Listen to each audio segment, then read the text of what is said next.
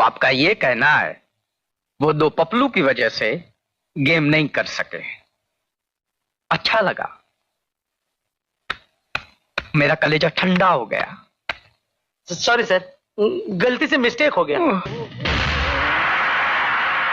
ये कैसे आदमी तूने पाल रखे हैं तेजा? साले 10-10 हजार का सूट पहनते हैं और अक्ल 10 पैसे की भी नहीं है। अगर ज्यादा दिन इनके साथ रहा ना तो कोई तेरा ही पत्ता बिछा देगा। हेलो। हाँ, नींद नहीं आ रही है? नहीं नहीं नहीं, दवा मत ले। एक काम कर, एलएसजी की बैटिंग देख ले, आ जाएगी नींद। एकदम बोरिंग बैटिंग है भाई एलएसजी की। लास्ट 2 मैचेस से भाई वैसे ही खेलते आ रही है एलएसजी। आज तो भाई पावर प्ले में सिर्फ 35 रन मारे एलएसजी ने। निकोलस पूरन तो भाई क्या खेल रहा है पता नहीं। निकोलस पूरन को मुझे लगता है कि एलएसजी ने ड्रॉप कर देना चाहिए। मैं ये पहले मैच से कहता आ रहा हूँ कि निकोलस पूरन की जगह तो नहीं बन रही है भाई स्क्वाड में, क्योंकि वो आईएल टी20 से फॉर्म में नहीं। आईएल टी20 छोड़ो, लास्ट जो आईपीएल हुआ था उसमें इनिशियल मैचेस वो खेला था, ऑरेंज कैप के लिस्ट में भी था, बट भाई जब से वो फिर उसका फॉर्म डिप हुआ है, वो अब तक उसका फॉर्म डिप ही है। एलएसजी की बैटिंग तभी थोड़ी ठीक ठाक होगी जब जॉश इंग्लिश वापस आएगा, नहीं तो भाई एलएसजी की बैटिंग का एकदम कुछ भरोसा नहीं है। ना मिचेल मार्श उनमें खेल रहा है, ना मार्करम खेल रहा है। गोयंका तो भाई बहुत बड़का रहेगा, ऋषभ पंत पे गोयंका बोलता रहेगा भाई मुकुल वहां पे 21 साल का मुकुल खेल रहा है, तू कब खेलेगा? 27 करोड़ का 27 रन तो मार ऋषभ पंत, तेरा खून कब खोलेगा भाई? गोयंका तो वही कहता रहेगा भाई।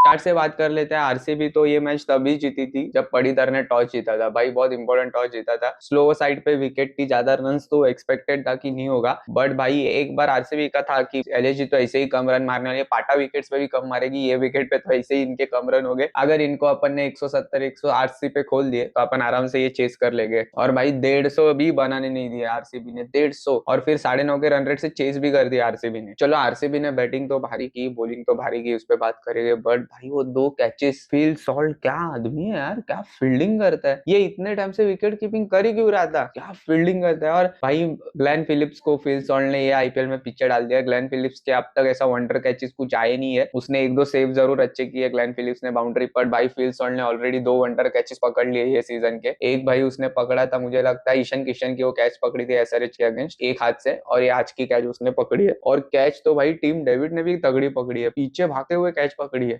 ऑस्ट्रेलियन प्लेयर पीछे भागते हुए कैच पकड़ना, we have seen this before. कौन सा ऐसा मोमेंट आया कि कोई ऑस्ट्रेलियन पीछे भागते हुए कैच पकड़ रहा था? मुझे तो याद नहीं, आपको याद है तो कमेंट करके बताइए। और अगर चैनल को सब्सक्राइब नहीं किया तो सब्सक्राइब करके रख दीजिए भाई। मार्करम भी बहुत टाइम से नहीं खेल रहा है भाई। मिचेल मार्श भी आज 40 रन जरूर मारे, बट 125 का स्ट्राइक रेट, 125 का भाई। गायकवाड़ इससे तेज स्ट्राइक रेट से खेल लेगा, रहाणे इससे तेज खेल लेगा, 125 का स्ट्राइक रेट है। ऋषभ पंत भी भाई क्या हो गया है, 6 बॉल पे 1 रन। ऋषभ पंत भाई युवराज सिंह को फोन करता रहेगा, हेलो पाजी, संजू सैमसन के रन आ गए, शुभमन गिल के रन आ गए, अभिषेक शर्मा के रन आ गए, मेरे रन कब आएंगे पाजी?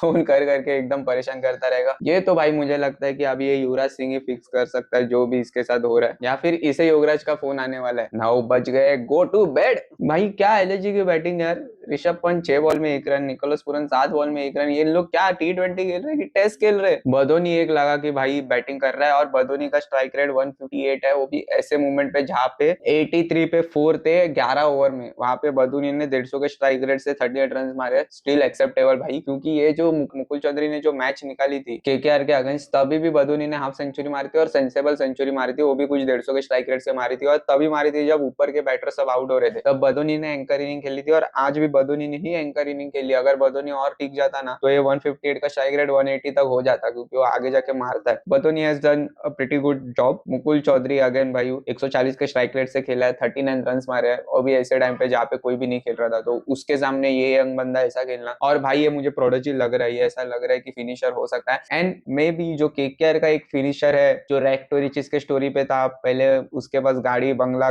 ऐसा कुछ नहीं था, बट अभी सब कुछ आ गया जिसकी वजह से उसका फॉर्म डिप हो गया। शायद शायद मुकुल चौधरी आगे जाके उसको रिप्लेस कर सकते हैं। अगर यही फॉर्म रहा, 2-3 आईपीएल ऐसे ही खेला, तो शायद चांसेस मिलेगा, क्योंकि फिनिशर एट दिस मोमेंट अपने पास हार्दिक पांड्या है, शिवम दुबे, बट ऐसा कोई यंग फिनिशर अपन देख ही रहे। आपको क्या लगता है मुकुल चौधरी को खेलने के लिए मौका मिलेगा इंडिया के लिए, अगर वो 2-3 आईपीएल सीजन ऐसे करता? अभी ये बात कर नहीं सकते, वो बहुत नई नई चीज है, ये तो शुरुआत है, अभी पता नहीं आगे कैसे खेलेगा मुकुल चौधरी, बट भाई लग तो रहा है कि ये बहुत तगड़ा खेलेगा, क्योंकि ये माइंड में बहुत क्लियर है, इसको पता है कि इसका रोल इसको कैसे निभाना है, इसको अपना गेम पता है, कौन से शॉट्स इसके पास पता है, और भाई स्टील का रिस्ट है भाई इसका, स्टील का। इसने जो केकेआर के अगेंस्ट सिक्सेस मारे थे उसमें तो समझ में आ गया, और स्पिनर को तो तगड़ा मारता है। आज इसने कृणाल पांड्या को 6 मारा, और ऐसे विकेट पे मारा जहाँ पे स्पिन फ्रेंडली विकेट था, वहां पे 4 बॉल डॉट के, और उसके बाद जो छक्का इसने मारा है मिड विकेट पे, वो अभी भाई आरसीबी की बॉलिंग की बात कर लेते हैं। भुवनेश्वर भाई ये एवरग्रीन है भाई, this guy is the gold. Gold की वैल्यू 2 साल पहले 80,000 थी, अभी कुछ 1.5 लाख चल रही है, वो ये है भुवनेश्वर कुमार। सालों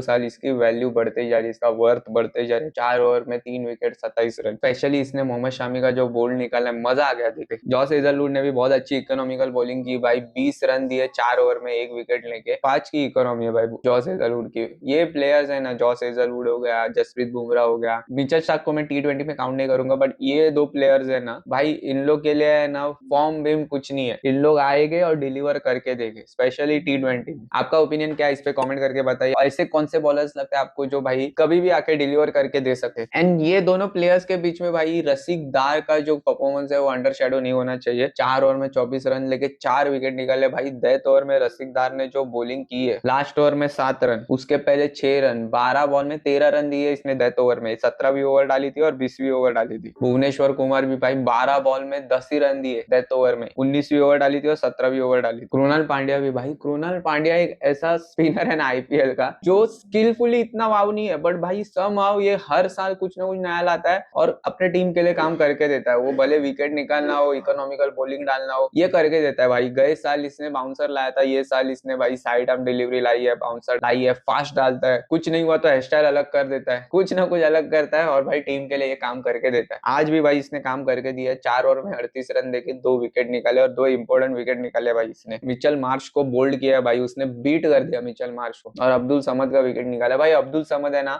ऐसा लग ही रहा है कि ये खेलेगा खेलेगा खेलेगा, बट ये सीजन तो भाई बिल्कुल नहीं खेल रहा है। बट एलजी के पास कोई ऐसा बैटर भी नहीं है यार जिसको इन लोग खिला सकते हैं। अगर अब्दुल समद को बेटाना भी है तो कौन खेलेगा? कमेंट करके बताइए आपको क्या लगता है, अगर अब्दुल समद नहीं तो हूँ। अभी भाई आरसीबी की बैटिंग के बारे में बात कर देते हैं भाई। एक पावर प्ले में एक ऐसा इवेंट था जहाँ पे विराट कोहली ने रन मारा और विराट कोहली भागते ही छूट गया, और फील्ड सॉल्ट ने भागा ही नहीं, और फील्ड सॉल्ट आउट होने वाला था, बट फिर भी फील्ड सॉल्ट ने भागा और रन क्लियर किया, खुद का विकेट डालने के लिए वो रेडी था विराट कोहली के लिए। नहीं तो भाई उसको पता था बैंगलोर के होम ग्राउंड में अगर विराट कोहली का रन आउट किया मैंने तो भाई मेरे पे फुल चढ़िंग होगी, पब्लिक आएगी, मेरे बारे में गाली देगी, जितना मैंने फैन बेस इधर जमा किया है सब चले जाएगा, एक विकेट मेरा जाएगा, मैटर नहीं करता है, रन भी कम है, सामने वाला मार लेगा, लास्ट मैच में मैंने बैटिंग किया, ऐसा फील्ड सॉल्ट ने सोचा रहेगा। और भाई रेडी था फील्ड सॉल्ट अपना विकेट देने के लिए। वो तो जो भी फील्डर था उसने कलेक्ट नहीं किया, मुझे लगता है अब्दुल समद ही था तभी, उसने कलेक्ट नहीं किया और थ्रो नहीं किया, इसलिए वो रन कंप्लीट हुआ। But Virat Kohli yet again भाई एक हाफ सेंचुरी मिस हो गई, होनी चाहिए थी। 49 रन आए थे, 144 का स्ट्राइक रेट था, रन ही इतने कम थे, 144 का स्ट्राइक रेट भी ज्यादा लग रहा है भाई। ये एलएसजी की बैटिंग, उन लोग ने कुछ रखा ही नहीं कि बॉलर्स के लिए कुछ तो बेस दे। 170 180 देते तो बॉलर्स कुछ तो कर पाते, ये पिच पे मोहम्मद शामी कुछ तो कर पाता, उन्होंने कुछ रखा ही नहीं भाई। क्या डिफेंड करेंगे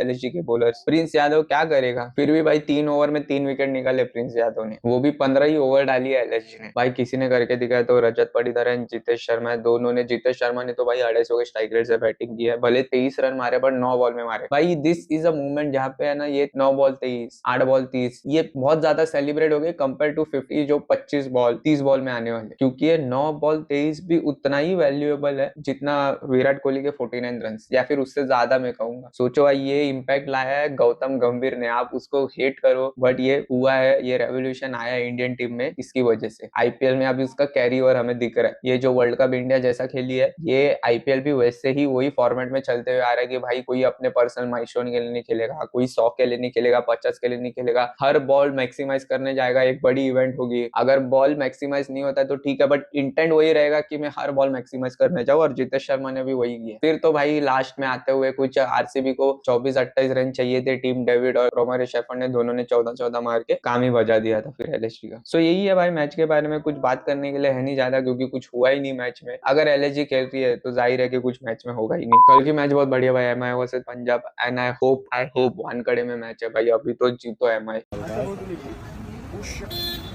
जी सर, आज यस सर,